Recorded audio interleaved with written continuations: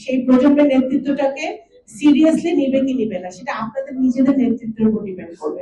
Meeting এ ডাকলে আপনাদের নাম বলে না, এগুলো তাহলে আপনাদের নেতৃত্বের অভাব, ঘাটতি আছে আপনাদের নিজেদের। নতুন বাংলাদেশ গড়তে প্রজন্ম একটা ভূমিকা রাখতে পারে, সেই আলোকে আনফরচুনেটলি আপনারা কেউ বক্তব্য রাখেন না।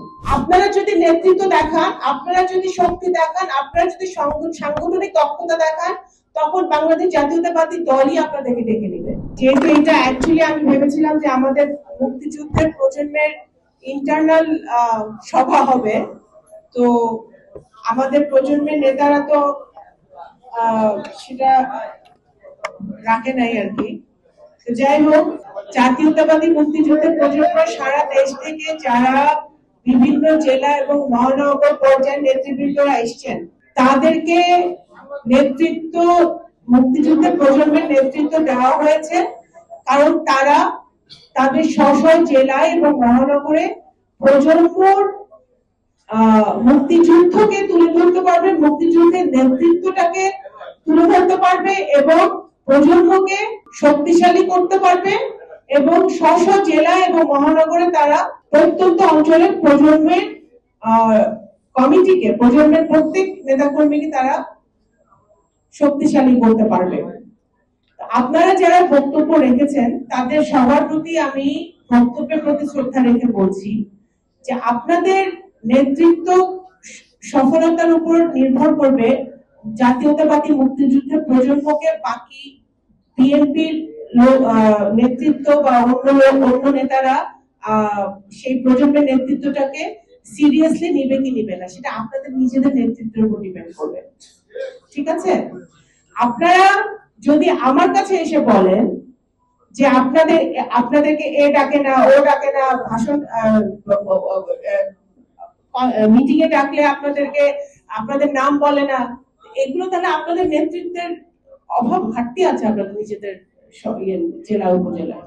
আমি মনে করি সেটা এখানে আপনারা যারা বলতেছেন যে জাতীয়তাবাদী মুক্তিযুদ্ধের প্রজন্ম, আমি ভেবেছিলাম যে আমি কিন্তু প্রারম্ভে আমার ইন্ট্রোডাকশন বক্তব্যে আমি বলেছি যে নতুন বাংলাদেশ গড়তে প্রজন্ম একটা ভূমিকা রাখতে পারে, সেই আলোকে আনফরচুনেটলি আপনারা কেউ বক্তব্য রাখেন নাই।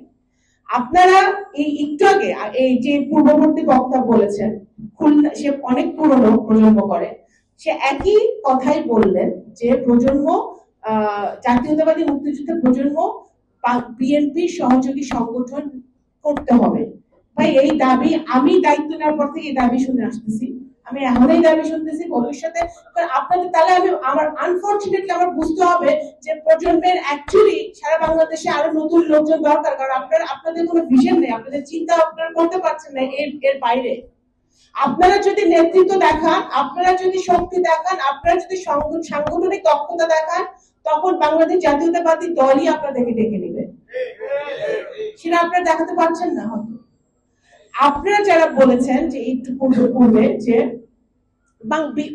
মুক্তিযুদ্ধের প্রজন্ম কখনোই বিএনপির সহযোগী সংগঠন ছিল না, এবং সেটা না থাকাতে সুবিধাও আছে। আমি মনে করি আপনারা স্বাধীনভাবে কাজ করতে পারেন, আপনারা কোনো ফ্রেমওয়ার্কের মধ্যে আবদ্ধ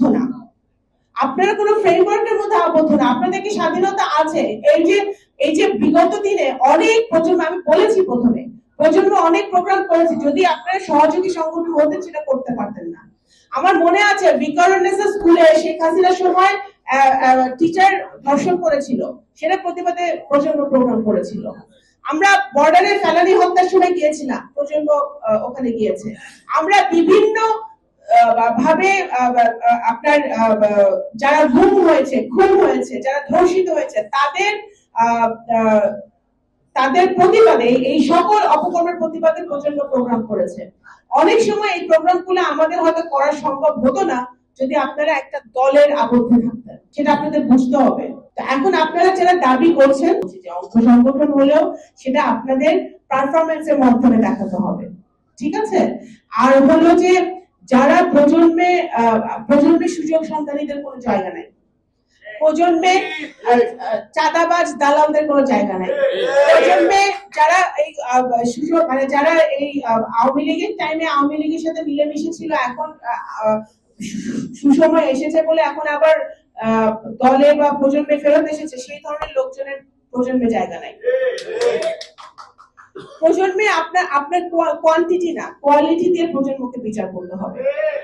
কোয়ালিটি দিয়ে প্রজন্মকে বিচার করতে হবে। যদি কোয়ালিটি দিয়ে বিচার করতে হয় তাহলে প্রজন্মে আমাদের আমাদের এই যে আমি আপনাকে থেকে প্রথমেই বলেছি 40% অধিক যুব সমাজ বাংলাদেশে আছে।